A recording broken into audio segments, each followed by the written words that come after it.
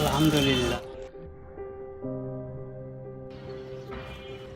So what's up everyone. So আজকের এই ভিডিওটা আমার কোনো পার্সোনাল ব্লগ না বা কোনো পার্সোনাল ম্যাটার নিয়ে আমি ব্লগটা করতেছি না। সো আজকের এই ভিডিওটার মেন পয়েন্ট হচ্ছে করোনা ভাইরাস। তো তোমরা তো জানো বর্তমানে পৃথিবীতে লক্ষ লক্ষ মানুষ এই করোনা ভাইরাসের শিকার।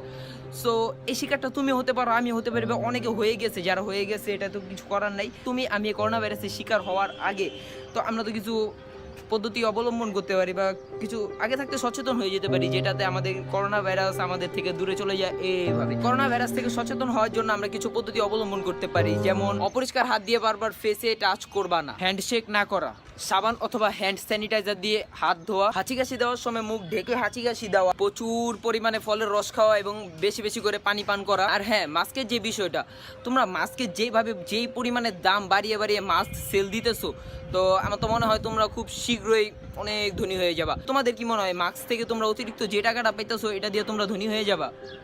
স্ট্রং ম্যান, তোমরা নিজের চোখে দেখতেছো যে কি পরিমাণে মানুষ মারা যাচ্ছে, তারপরও তোমরা তোমাদের ব্যবসা নিয়ে আসো। সো ব্যবসা করো, ব্যবসা তো করতে কেউ মানা করেনি। ব্যবসা উনি করে, সে করে, তুমি করো, ব্যবসা সবাই করে। তো এখন আপাতত অসাধু ব্যবসাটা বন্ধ করে দাও। তোমরা যে পরিমাণে মাস্ক সেল করতেছো এটা সে কিনতে পারবে, ও কিনতে পারবে, এটা আমি কিনতে পারবো না। কজ আমার এত টাকা নেই যে আমি 200-250 টাকা দিয়ে একটা মাস্ক কিনে ব্যবহার করবো। অতিরিক্ত কোনো টাকা তোমরা আয় করার ট্রাই করো না, কজ তোমরা আমাদের সিচুয়েশনটা বুঝার ট্রাই করো। ওকে, তো আমার পকেট মানি থেকে জমানো কিছু টাকা ছিল, সেগুলো দিয়ে আমি কিছু মাস্ক আর ডেটল সাবান আর কিছু কি বলে এটাকে, লিফলেট আর করোনা ভাইরাসের সচেতনতা নিয়ে কিছু লিখে সেগুলো লিফলেট করে নিয়েছি। তো ওয়েট, আমি তোমাদেরকে দেখাই আমি কি কি নিয়েছি। এটা হচ্ছে লিফলেট, এটা হচ্ছে মাস্ক, এটা হচ্ছে ডেটল সাবান। আমি তেমন কিছু নিতে পারিনি, কজ আমরা এখন ইউটিউব থেকে টাকা আর্ন করা স্টার্ট করি নেই। আমার পক্ষে যতটুকু হয়েছে আমি ততটুকু করার ট্রাই করছি। তো চলো এগুলি দিয়ে আসি, আজকে আমাদের অনেক কাজ আছে।